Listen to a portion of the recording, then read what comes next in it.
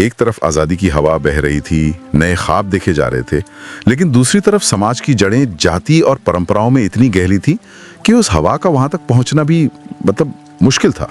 और इसी माहौल में कहानी के दो मुख्य किरदार हैं, चंदर और सुधा। हाँ, चंदर एक बहुत होनहार रिसर्चर है जिसे उसके प्रोफेसर डॉक्टर शुक्ला अपने बेटे की तरह मानते हैं, और सुधा उन्हीं प्रोफेसर की चंचल और कह सकते हैं भोली बेटी है। सुनने में तो ये सब कुछ बहुत अच्छा लगता है, तो फिर असल में गांठ कहाँ पड़ती है, टकराव कहाँ से शुरू होता है? टकराव देखिए बाहर से ज्यादा किरदारों के अंदर है। चंदर और सुधा का रिश्ता बहुत गहरा है, मतलब प्यार से भी ज्यादा पाक। वो एक दूसरे के बिना अधूरे हैं। अच्छा। लेकिन चंदर ने इस रिश्ते को एक नामुमकिन ऊंचाई पर रख दिया है। वो सुधा से प्यार तो करता है पर उसे पूजता है, एक देवी की तरह। देवी की तरह? हाँ। और डॉक्टर शुक्ला ने उसे पनाह दी, पढ़ाया लिखाया, तो चंदर उस एहसान के बोझ तले भी दबा है। उसे लगता है कि वो जिस जाति से आता है उस वजह से वो सुधा के काबिल नहीं। तो ये सिर्फ एक सामाजिक दबाव नहीं है, ये चंदर का अपना बनाया हुआ एक मानसिक जाल है। बिल्कुल। और यही कहानी का सबसे बड़ा, सबसे विनाशकारी मोड़ आता है। जब सुधा से शादी की बात चलती है तो चंदर न सिर्फ खुद पीछे हट जाता है बल्कि अपने आदर्शों और पवित्रता की दलीलें देकर सुधा को किसी और से शादी करने के लिए मना लेता है। वो खुद मनाता है? हाँ, वो खुद। और उसका ये एक फैसला सबकी जिंदगी में एक ऐसा तूफान ले आता है जिससे कोई उबर नहीं पाता। मुझे हमेशा से चंदर का किरदार सबसे ज्यादा परेशान करता आया है। एक तरफ वो इतना समझदार और आदर्शवादी है, लेकिन प्यार के मामले में वो इतना कंफ्यूज्ड क्यों है? हमारे स्रोत उसके इस विरोधाभास के बारे में क्या बताते हैं?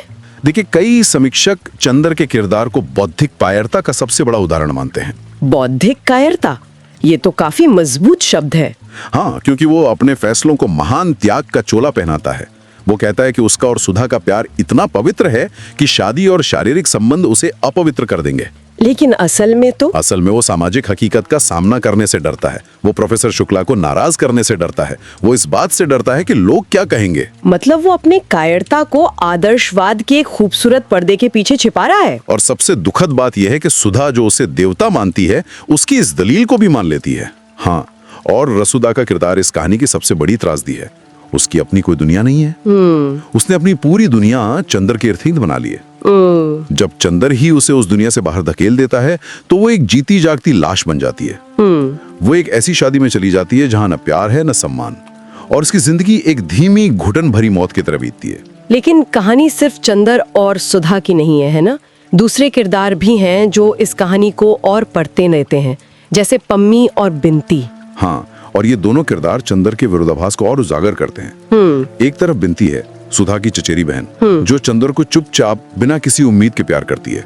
वो एक तरह का भावनात्मक सहारा है। और दूसरी तरफ पम्मी है, एक एंग्लो इंडियन लड़की जो चंदर की जिंदगी में वर्जनाओं से मुक्त शारीरिक प्रेम की हकीकत लेकर आती है। चंदर सुधा के साथ जिस शारीरिक आकर्षण को पाप समझता है उसे वो पम्मी के साथ एक्सप्लोर करता है। तो एक तरफ देवी सुधा है और दूसरी तरफ इंसान पम्मी। ये चंदर के दिमाग में चल रहे युद्ध को दिखाता है। बिल्कुल। और इसी युद्ध में एक और अहम किरदार है डॉक्टर शुक्ला, सुधा के पिता। हाँ, उनके बारे में भी बात करनी जरूरी है। हमारे स्रोत बताते हैं कि वो यूनिवर्सिटी में तो आधुनिक विचारों और बराबरी की बातें करते हैं, लेकिन घर आते ही उनकी प्रगतिशीलता दरवाजे पे ही रह जाती है। अच्छा। वो चंदर को अपनी जाति का न होने के कारण बेटे के रूप में तो अपना सकते हैं पर दामाद के रूप में नहीं। ये उस पीढ़ी का दोहरा चेहरा है जो आजादी के बाद भी मानसिक रूप से परंपराओं की गुलाम थी। ये तो उस दौर के पढ़े लिखे मध्यम वर्ग का बहुत सटीक चित्रण है, और शायद यही सारे विरोधाभास हमें उपन्यास के शीर्षक तक ले जाते हैं। सही कहा। गुनाहों का देवता, ये दो शब्द ही अपने आप में एक कहानी है। देवता जो पवित्रता का प्रतीक है और गुनाह जो उसकी ठीक उलट है। भारती ने इन दोनों को एक साथ कैसे जोड़ा? यहाँ सबसे दिलचस्प व्याख्या ये है कि चंदर जिसे सुधा अपना देवता मानती है, हाँ? वही अपनी तथाकथित देवत्व और महान आदर्शों के कारण उन लोगों के लिए सबसे बड़े गुनाहों की वजह बनता है जो उससे प्यार करते हैं। मतलब उसके अच्छे इरादे ही सबसे ज्यादा तबाही मचाते हैं। वो किसी का बुरा नहीं चाहता, लेकिन अंत में सबसे ज्यादा नुकसान वही पहुंचाता है। सही। इसीलिए तो कई समीक्षक उसकी तुलना शरद चंद्र के देवदास से करते हैं। दोनों ही अपने प्यार को महान बनाने की कोशिश में उसे खत्म कर देते हैं। हाँ, लेकिन एक फर्क है। देवदास खुद को बर्बाद करता है, चंदर दूसरों को बर्बाद करता है और खुद को एक महान त्यागी के रूप में देखता रहता है। सही बात है। और यही चीज इस उपन्यास को 1949 के हिसाब से बहुत क्रांतिकारी बना देती है। इसने पहली बार हिंदी साहित्य में इन वर्जित विषयों को इतनी बेबाकी से उठाया। जैसे आदर्श प्रेम में सेक्स की जगह क्या है, क्या प्यार कभी पूरी तरह निस्वार्थ हो सकता है, या हर त्याग के पीछे भी एक तरह का गहरा स्वार्थ छिपा होता है। 1949 में इस तरह की बात करना तो बहुत बड़ी हिम्मत का काम रहा होगा। मुझे लगता है कि ये सिर्फ सेक्स या जाति के बारे में नहीं था, बल्कि ये उस मिडिल क्लास मोरालिटी पर भी एक सीधा हमला था। बिल्कुल, मध्यम वर्गीय नैतिकता जो बाहर से बहुत महान दिखती है पर अंदर से खोखली होती है। हाँ। और इसी हिम्मत और ईमानदारी की वजह से इस किताब का असर जबरदस्त रहा है। हमारे सूत्रों के मुताबिक ये 1949 से लेकर आज तक कभी भी आउट ऑफ प्रिंट नहीं हुई। कभी नहीं। 2015 तक इसके 71 संस्करण छप चुके थे और आज तो ये संख्या और भी ज्यादा होगी। इसकी एक अपनी कल्ट फॉलोइंग है, खासकर युवाओं में। ये हैरान करने वाली बात है। आज के दौर में जहाँ रिश्तों की परिभाषा इतनी बदल गई है, वहाँ चंद्र और सुधा की कहानी लोगों को क्यों अपील करती है? शायद इसलिए क्योंकि ये कहानी एक यूनिवर्सल दुविधा की बात करती है। दिल और दिमाग की लड़ाई, आदर्श और हकीकत का टकराव। आज भी लोग अपने रिश्तों में ऐसे फैसले लेते हैं जो सही लगते हैं पर गलत साबित होते हैं।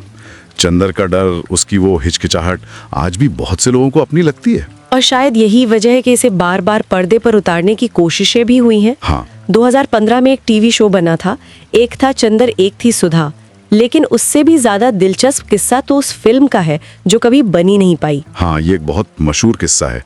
दशकों पहले अमिताभ बच्चन और जया भादुड़ी को लेकर इस उपन्यास पर एक फिल्म की शूटिंग भी शुरू हुई थी। अमिताभ बच्चन और जया भादुड़ी, सोचे उस दौर की सबसे बड़ी स्टार कास्ट। हाँ, लेकिन कुछ रीलों की शूटिंग के बाद फिल्म बंद हो गई और ये कभी रिलीज नहीं हुई। इस फिल्म का न बन पाना तो वाकई बड़ी बात है। हमारे स्रोतों में इस पर काफी कुछ लिखा है। क्या इसकी वजह यही थी कि उपन्यास का जो दर्द है, जो किरदारों का मानसिक द्वंद्व है, उसे पर्दे पर उतारना लगभग नामुमकिन है? बिल्कुल।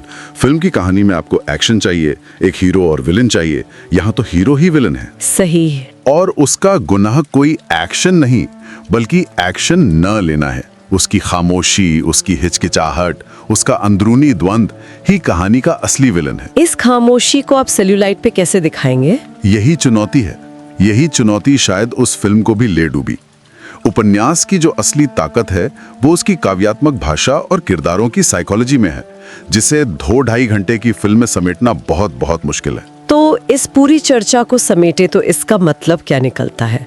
गुनाहों का देवता सिर्फ एक दुखद प्रेम कहानी नहीं है, ये उससे कहीं ज्यादा है। ये सामाजिक मानदंडों पर एक बहुत तीखी टिप्पणी है। ये आदर्शवाद का एक मनोवैज्ञानिक विश्लेषण है और ये नेक इरादों से पैदा हुई एक गहरी त्रासदी की कहानी है।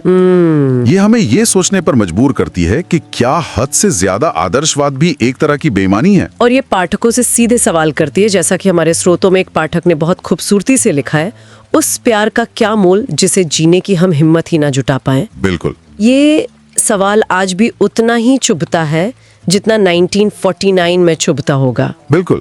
ये उपन्यास इस बात को स्थापित करता है कि सबसे बड़ा दुख और गुनाह शायद किसी की बुराई से नहीं, बल्कि उन खूबसूरत झूठ से पैदा होते हैं जो लोग खुद को यकीन दिलाते हैं। अपनी कायरता को सदाचार का नाम देना। हाँ, अपने डर को त्याग का जामा पहनाना। तो अंत में ये कहानी हमें एक बहुत ही असहज करने वाले सवाल के साथ छोड़ जाती है। क्या? हम अपनी जिंदगी में कितनी बार अपने डर को ही अपना सबसे बड़ा सद्गुण मान बैठते हैं? शायद सबसे बड़ा गुनाह यही है